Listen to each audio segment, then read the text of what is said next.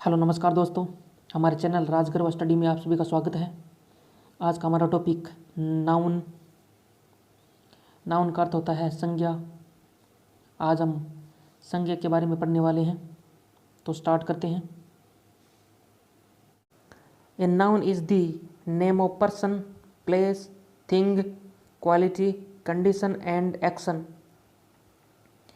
किसी व्यक्ति, स्थान, वस्तु, गुण, दशा और कार्यकलाप के नाम को संज्ञा कहते हैं। यानी व्यक्ति, स्थान, वस्तु, गुण, दशा और कार्यकलाप के जो नाम है उनका हम संज्ञा कहते हैं। जैसे पर्सन यानी व्यक्ति, मुकेश। प्लेस जैसे पटना। थिंग जैसे पेन और भी वस्तु हो सकती है। क्वालिटी यानी विशेषता या गुण, ऑनेस्टी यानी ईमानदारी।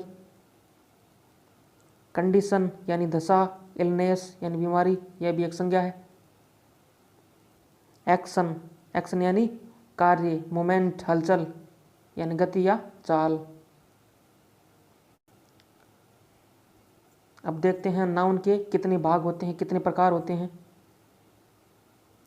तो नाउन के मुख्यतः दो प्रकार होते हैं। काउंटेबल नाउन यानी गणनीय संज्ञा, अनकाउंटेबल नाउन यानी अगणनीय संज्ञा। काउंटेबल नाउन तीन प्रकार की होती है। प्रॉपर नाउन यानी व्यक्तिवाचक संज्ञा, कॉमन नाउन यानी जातिवाचक संज्ञा, कलेक्टिव नाउन यानी समूहवाचक संज्ञा। अनकाउंटेबल नाउन दो प्रकार की होती हैं। फर्स्ट है मटेरियल नाउन यानी द्रव्यवाचक संज्ञा, दूसरी है एब्स्ट्रैक्ट नाउन यानी भाववाचक संज्ञा। इनको विस्तार से पढ़ते हैं। सबसे पहले पढ़ते हैं काउंटेबल नाउन। काउंटेबल नाउन होती है जो गणनीय संज्ञा होती है। The nouns which can be counted, वह नाउन जिसकी गिनती हो सकती है। जैसे वीना एक लड़की का नाम है, गिनती हो सकती है इसकी। गर्ल, इसकी गिनती हो सकती है लड़की की। क्लास, इट्स, क्लास यानी वर्ग, इसकी भी गिनती हो सकती है। नंबर 1 पे है proper noun. The noun which denotes A proper person, place और थिंग। यानी वह नाउन यानी वह संज्ञा जो कि एक प्रॉपर पर्सन यानी जो व्यक्तिवाचक व्यक्ति है, प्लेस यानी एक स्थान को दर्शाएंगी, और एक थिंग यानी एक व्यक्तिवाचक स्थान को दर्शाएंगी। जैसे प्रॉपर पर्सन में जैसे एक व्यक्ति होगा, जैसे विनय हो सकता है, अजीत, नीलू और बहुत सारे नाम है। एक व्यक्ति का बोध होगा उसमें। प्रॉपर प्लेस जैसे मुंबई, कोलकाता, दिल्ली और भी स्थान हो सकते हैं। सिर्फ एक प्रॉपर स्थान होगा। प्रॉपर थिंग यानी जो व्यक्तिवाचक वस्तु है, जैसे रामायण, गीता, बाइबल, बहुत सारी वस्तुएं होती हैं। उनको हम जो एक संज्ञा का बोध कराए, जैसे एक व्यक्ति का बोध कराए, उसी तरीके से एक वस्तु का बोध कराए, उसे हम व्यक्तिवाचक संज्ञा कहते हैं। प्रॉपर थिंग कहेंगे उसको, प्रॉपर प्लेस कहेंगे उसको, प्रॉपर पर्सन कहेंगे उसको। बी में देखते हैं कॉमन नाउन। कॉमन नाउन कहते हैं जातिवाचक संज्ञा को, यानी वह संज्ञा जो एक जाति को दर्शाएगी। जैसे the noun which denotes common person यानी एक व्यक्ति की जाति को दर्शाएगी। प्लेस यानी उसके स्थान को दर्शाएगी। थिंग्स यानी जो वस्तुओं की जो जाति है वो भी बताएगी। जैसे कॉमन पर्सन यानी व्यक्तियों का जो जाति है, जैसे मैन में बहुत सारे आ जाएंगे। वुमेन में भी महिलाएं हैं, वो बहुत सारी आ जाएंगी। कॉमन प्लेस, तो कॉमन प्लेस से जो स्थान है जातिवाचक, जैसे टाउन यानी कस्बा में बहुत सारे आ जाएंगे। स्कूल यानी विद्यालय बहुत सारे हैं, तो ये एक जाति को संग्रहित करती है।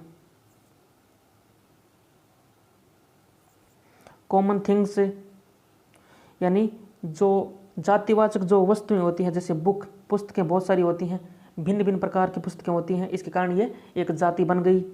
टेबल, बहुत सारी टेबल होती हैं, इसके भिन्न भिन्न प्रकार हैं। नंबर 3 पर है collective noun. The noun which denotes, वह नाउन जो एक ग्रुप ऑफ पर्सन्स यानी व्यक्तियों का समूह है, और अदर क्रीचर्स यानी जो अन्य प्राणी हैं, एंड कलेक्शन ऑफ थिंग्स यानी एक वस्तुओं का संग्रह। इसमें एक वस्तुओं का संग्रह होगा, प्राणियों का समूह होगा, एक ग्रुप ऑफ पर्सन यानी व्यक्तियों का समूह होगा। ग्रुप ऑफ पर्सन्स में देखते हैं एक क्रू ऑफ सेलर्स यानी एक नाविकों का दल या नाविकों का समूह है, तो इसमें एक समूह बन गया। ए टीम ऑफ प्लेयर्स यानी एक खिलाड़ियों का दल, यानी एक कलेक्ट है यानी सारे संग्रहित हैं एक टीम में। ए क्लास ऑफ स्टूडेंट्स यानी एक छात्रों का कक्षा या वर्ग, यानी एक जो छात्र हैं उनका एक वर्ग या समूह बन गया, छात्रों का एक वर्ग। एन आर्मी ऑफ सोल्जर्स यानी एक सैनिकों का समूह या दल या जत्था, यानी इसमें बहुत सारे सैनिक हो गए, वह एक समूह को दर्शाता है। कलेक्शन ऑफ थिंग्स यानी वस्तुओं का जो संग्रह है वो किस प्रकार से होता है वो देखते हैं। ए फ्लीट ऑफ शिप्स यानी एक जहाज़ों का बेड़ा जहाँ पे जहाज़ें खड़ी की जाती है। ए बंच ऑफ फ्लावर्स यानी एक फूलों का गुच्छा जिसमें बहुत सारे फूल होते हैं लेकिन एक कलेक्ट एक संग्रह है वो उनका। ए लाइब्रेरी ऑफ बुक्स यानी एक पुस्तकों का संग्रह, यानी इसमें बहुत सारी पुस्तकें होती है लाइब्रेरी में, लेकिन यह एक संग्रहित है, कलेक्टिव नाउन है। नंबर 2 पे देखते हैं अनकाउंटेबल नाउन यानी जिसकी गणना नहीं की जा सकती, अगणनीय संज्ञाएं।